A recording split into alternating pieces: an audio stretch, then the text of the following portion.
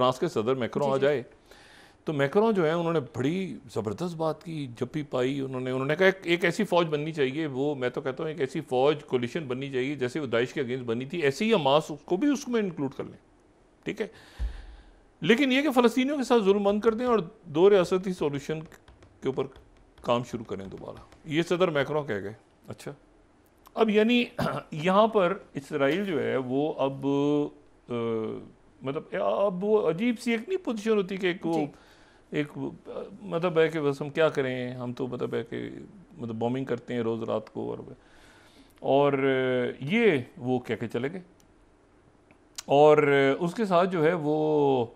Financial times Benjamin Netanyahu denies splits, ये split है,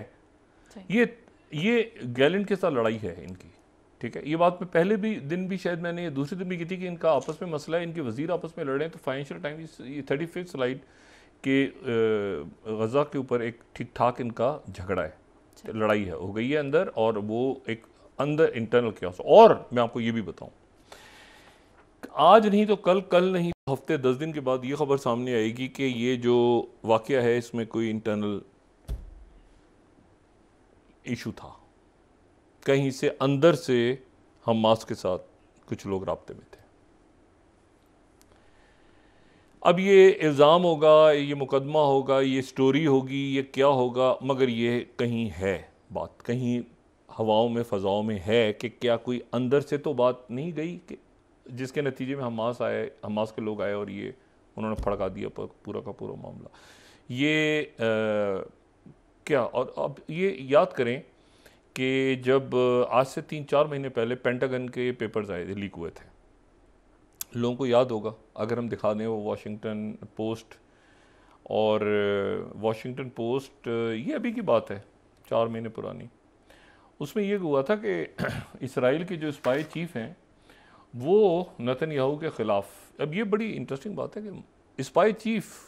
ठीक है, नेतन्याहू के ख़िलाफ़ जो मुजाहरे हो रहे हैं उसको वो लीक कर रहे हैं, ये अमेरिकन के पास रिपोर्ट थी। और फिर उसके बाद जो है वो ये हाथ वालों ने वहाँ पर फिर इस पर पूरा 30 सेकेंड स्लाइड है कि the leftist deep state agenda has infiltrated Shin Beth. ये वहाँ के जो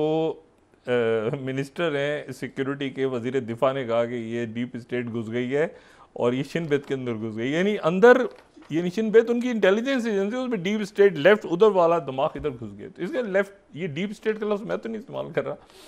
उसके बाद जनाबी टेलीग्राफ ने कहा Mossad denies involvement in Israel's anti government protest, pentagon ने लीक किया। अच्छा, और उसमें जो 29 स्लाइड है कि लीक्ड यूएस डॉक्यूमेंट्स, उनका alleges Mossad encourage Israelis anti Netanyahu protest. अच्छा, तो ये कहीं, अच्छा ये भी ज़रूरी नहीं कि अंदर से हो, ये भी हो सकता है कि बाहर से उनको ईरान ने नहीं किसी और ने इतला दी हो कि आप ये करें ज़रा इनको, और ये कोई, ये भी हो सकता है कि वो एंटी नेतन्याहू हो, ये भी हो सकता है कि यहाँ पे कोई बड़ा टर्मोइल छेड़ने के लिए ये बात हुई हो, कोई ना कोई इतला उनके ये इतना मुनज़्ज़म जो हुआ है ना, ये हमास के पास से इतलात सारी थी और ये सतू पे के सो रहे थे, ठीक है। इसीलिए इनको गालियाँ भी पड़ रही हैं और फिर इनके हाथ पैर भी बांध दिए गए हैं कि आपने लड़ना भी नहीं है, आपने बॉम्बिंग करनी है, गालियाँ खा रहे हैं पूरी दुनिया की, सुबह शाम गालियाँ खा रहे हैं। यानी एक इज्तिमाई गालियाँ अगर किसी को पड़ रही हैं तो इसराइल को नेतन्याहू, इज्तिमाई नहीं, तमाम दुनिया, क्योंकि ना आप अपने लोगों को बचा पाए। वो जो खातून आज रहा हुई हैं, 2 ख़वातीन रहा हुई हैं ना, तो उन्होंने निकल के कहा है कि वो तो बड़े अच्छे मेज़बानी की मेरी, उन्होंने बड़े अच्छे लोग हैं, और लानत है नेतन्याहू की हुकूमत पे, ये अपने लोगों की हिफाजत नहीं कर सकता वगैरह, और वो टीवी चैनल ने काट दिया, वो बाकी टीवी चैनल जो हैं चला रहे हैं वो देख रहे हैं। तो मसला ये है कि ये इनका अच्छा, इसी दौरान जो है वो अमीर कतर को मैंने, अमीर कतर कतर एक बड़ा सॉलिड उसका रोल है। अमीर कतर जब पब्लिक में बात करते हैं ना आके, यानी एक होता है कि उनके हवाले से कोई स्टेटमेंट आ गई, उसको इंटरप्रिटेशन हो गई, कोई कॉलम लिख दिया कोई, अमीर कतर जो हैं उन्होंने इंतहाई सख्त बयान दिया आज जो उनकी शूरा का इजलास हुआ है। अमीर कतर ने, अगर उसमें हम चाहें तो दोहा न्यूज़ को कोट कर दें, चाहे तो बाकी जो पूरी दुनिया में अमीर कतर ने उसमें जो तकरीर की है उन्होंने, 8 स्लाइड हम राइटर्स को कोट कर दें। उन्होंने कहा कि ये ओके, इनको लाइसेंस टू किल मिल गया, इसराइल को लाइसेंस टू किल क्या दे दिया गया है। और ये अगर हम 38 स्लाइड देखें, दोहा न्यूज़, इनफ इज़ इनफ। अभी कतर वो है जो मीडिएट कर रहा है बीच में, ये जहन में रखें। कतर वो है जो यरगमालियों को छुड़ा रहा है, जो मुज़ाकरात कर रहा है। कतर ने कभी, अमीर कतर ने ये तालिबान और ये सारे कभी उन्होंने, वो बड़ा डिप्लोमेसी में है ना। इनफ इज़ इनफ, कतर's emir lashes out at world's powers for giving Israel licence to kill, Doha news. अमीर कतर कि ये स्टेटमेंट आप इसको बहुत अहमियत दें, ठीक है, कि इसराइल के साथ जो एक इशू है ना, कि ये अब मतलब है कि जो अगला ऑर्डर है, ये वो ऑर्डर है जो 48, 49, IMF इधर उधर, अब इसको कितनी इंपॉर्टेंस देनी है, क्या है, मतलब इशू कहीं और, जंगें कहीं और हैं, इश्यूज कहीं और हैं। इसको ये तो वो उस वक्त के हैं ना, मतलब कि अंग्रेज़ों ने बना दिया, तो ये अब कितना संभालना है इनको। तो इसका मतलब ये हरगिज़ नहीं कि हमास से या फ़लस्तीनियों से कोई हमदर्दी है, ऐसा बिल्कुल नहीं हो रहा। इनको गालियाँ खाने के लिए इस वक्त छोड़ दिया कि आपने अंदर नहीं जाना, रात को जाएं, अपनी बॉम्बिंग करें, ठीक है, और उसके बाद वो उधर से वो यरगमाली भी छोड़ रहे हैं। और किसी लेवल पे आखिर उनसे रब्ता है मुख्तलिफ इंटरनेशनल या रीजनल पावर्स का, तो यरगमाली छोड़ रहे हैं ना वो इस वक्त। और हिजबुल्लाह भी रुकी हुई है, हिजबुल्लाह तो इनको धूम के चली जाती है इस वक्त, ठीक है,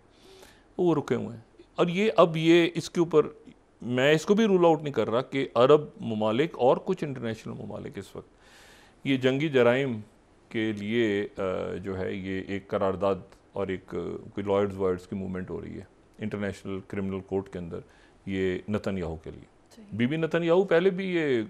केसेस में इन्वॉल्व है, ये डंप हुआ बंदा है, फजूल आदमी है, ये पहले भी करप्शन केस है, ये ऐसी ये इत्तेहादी गवर्नमेंट राइट विंगर्स के साथ बना के इसने सत्यानाश कर दिया सारा। और ये उसके साथ ही फिर ये कहीं मसला रिजॉल्व होगा फ़लस्तीन का। आज फ़लस्तीन के जो जो वज़ीर ख़ारजा हैं उनसे बात की, फ़लस्तीनी अथॉरिटी के वज़ीर ख़ारजा, उनसे वांग ने बात की, चाइना के जो कि वज़ीर ख़ारजा हैं उन्होंने बात की,